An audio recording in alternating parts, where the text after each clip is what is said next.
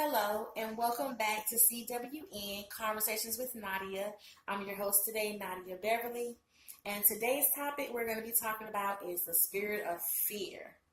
Yes, fear is a very controlling, manipulating spirit.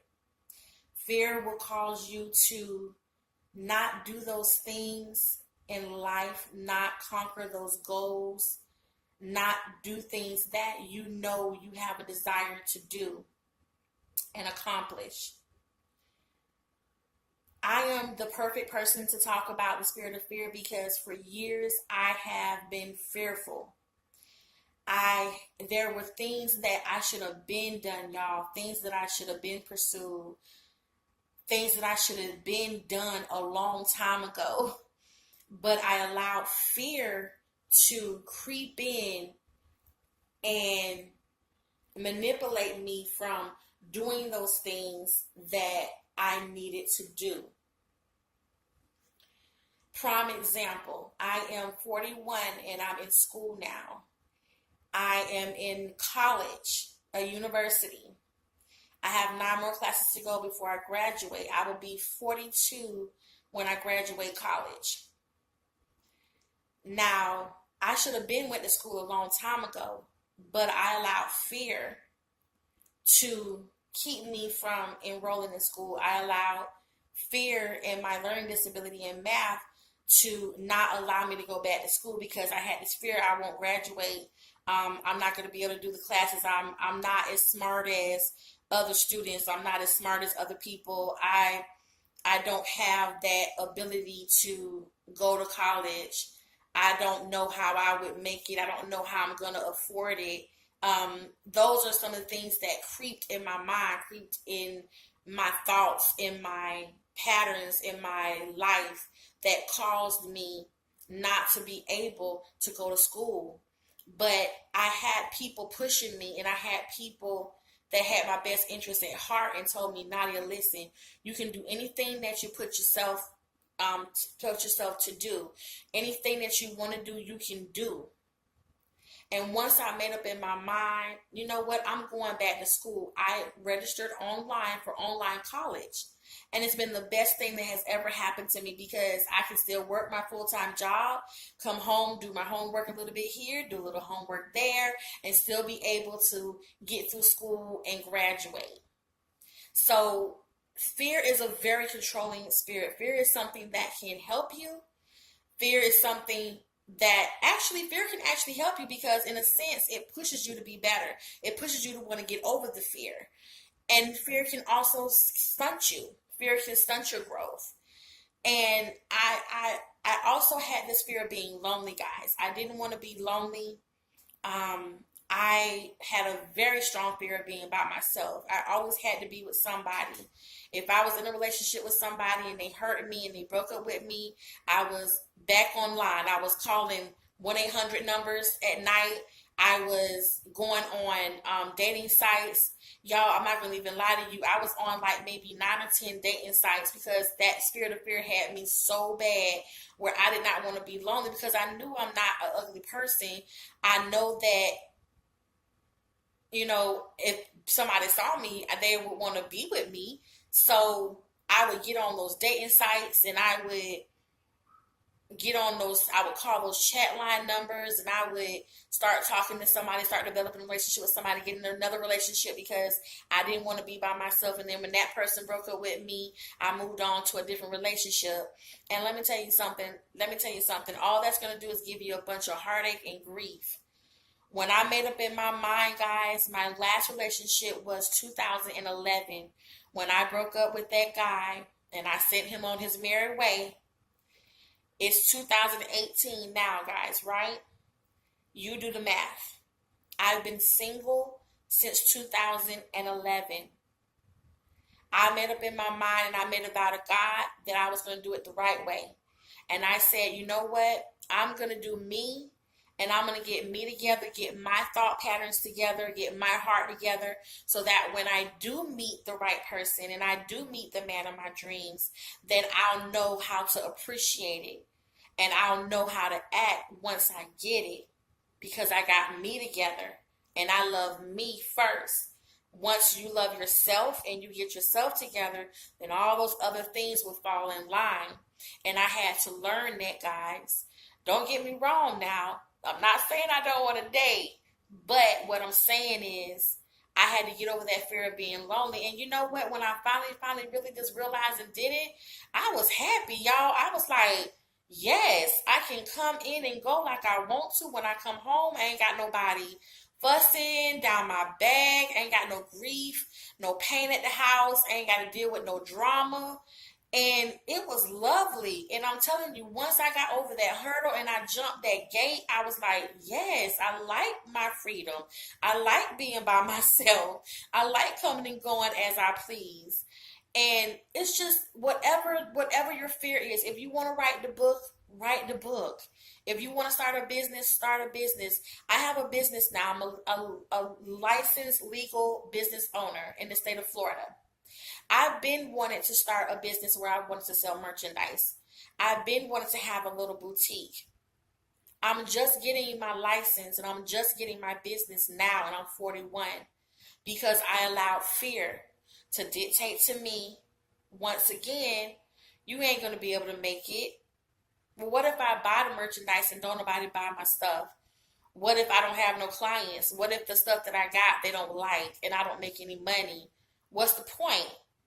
But then I realized, you know what? It wasn't that hard. Once I actually really went on SunBiz and registered the business, and it was super easy to get a tax-free number from the government. They gave it to me like right the same day, the same time that I got on there to get my tax ID number. I got it right away. And then it's like once you actually step over the fear, it's so easy. Once you jump out the plane to bungee, or you bungee jump, and you realize that, okay, you're standing on top of the hill, and you're like, okay, you're screaming, you're fearful, you're scared, but once you actually get out there and jump and you dive, you realize it wasn't even that hard to do in the first place, but we allowed the fear to get into our psyche, to get into our heart, and manipulate to us that we cannot do it but in reality, we can. And I just want to leave this with you. I was watching a movie the other day called After Earth. It's a movie that Will Smith did with his son, and I'm a big fan of Will Smith movies, and I just happened to put it in, and I was like, you know what, I love this movie. And there was a scene that really touched me and really had me thinking, and it was a scene where for all of you who have seen it, for all of you who haven't seen it, I highly recommend that you watch it. It's a good movie.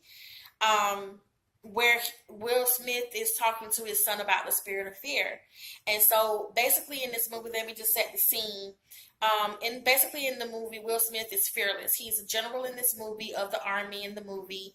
And basically Earth has become like desolate. Earth is no longer a place where humans can reside and live. And so they find another planet to live on. But on this planet, they have these creatures that can basically kill you, and they're trying to get rid of the creature infestation, but they're still on that planet. But these creatures can smell fear in you, so that's how they attack you, and that's how they come up on you. But in reality, they're blind. They can't really see you, but they can smell fear. So in this movie, in this scene, Will Smith is talking to his son, and his son says, well, Dad, what was it that happened to you? What was it that made you so fearless? How did you become such a fearless man, as the man you are today? And so Will Smith begins to tell him that he was out on a run and he wasn't supposed to do that. And one of the creatures came before him and attacked him. And so he pinches his pincer into Will Smith's shoulder. And so they both go falling into some water that was nearby. And so Will Smith says he realizes that the creature is pushing him further down in the water. And so they hit the bottom. And Will Smith tells his son, I realize that the creature is not letting go of me, like he's on top of me. And then Will Smith begins to realize, wait a minute, this thing is trying to kill me. It's trying to drown me. So then Will Smith, starts sitting there. He's thinking, he's like, okay, he starts to see his blood mixing in with the water. And apparently it was daylight because he said he could see the sunlight shine through the blood in the water. He has this revelations that it's beautiful, what he's seeing. But then at the same time, he's realizing, I don't want to die like this. I'm not going to die like this. At that very instant, he becomes fearless and he realizes that I don't want this pincher in my shoulder. So he pulls it out. When he pulls it out, he realizes also that the creature cannot find him in the water. He doesn't even know where to look. And that's because Will Smith had became fearless at that point. He did not allow the fear of the situation he was in to dictate to him. He decided that very moment, I'm not going to die. I don't want to die like this, and I'm not going to die like this. Then he said something that was really resonated in, and I want to just kind of read a little bit of what he said. He said, fear is not real. The only place where fear exists is in our thoughts of the future. It is a product of our imagination, causing us to fear things that are not present and may not ever exist. That is near insanity. Fear is a choice. And when he said that, you know how you have those moments where you're done looking at the movie or you're done reading the book and you kind of have those moments where you're having a me time and you think about whatever it was that you listened to or whatever it was that you read, and it starts resonating in your mind. And when I began to sit down and really think about it, I was like, you know what? That's true. Fear is a choice. I choose to fear not to go back to school because I'm scared of the consequences may come behind it. I'm choosing to be scared to be by myself. I'm choosing not to write the book because I'm afraid no one will buy it or no one's going to read it or no one's going to be interested in my story. And when you realize that it's not real and you get over that fear and you write the play and then you realize that you sold out of all your tickets, or you write the book and you realize that you sold out on Amazon, and not only sold out on Amazon, but people around you are wanting to buy it. And then when you realize that being lonely ain't that bad, being by yourself ain't that bad, now it's been 7 years going now and you've been by yourself fine. And you realize that, you know what, it is a choice. I did choose to be fearful. When I can make another choice and say, you know what, I can do this. So I just want to encourage you and let you know that you're not by yourself, that we're all in this together. Am I perfect? No, I still have things that I need to get over. I still have some things that are fearful in my life that I need to get over, but I'm taking it one day at a time. And I'm going to tell you, take it one day at a time. It's okay. But just know that fear is manipulating. Fear is controlling. And if it's anything that you want to do, do it. You want to write the book, write the book. Even if 5 people buy it, guess what? It was meant for those 5 people to buy. If you want to do the play, write the play.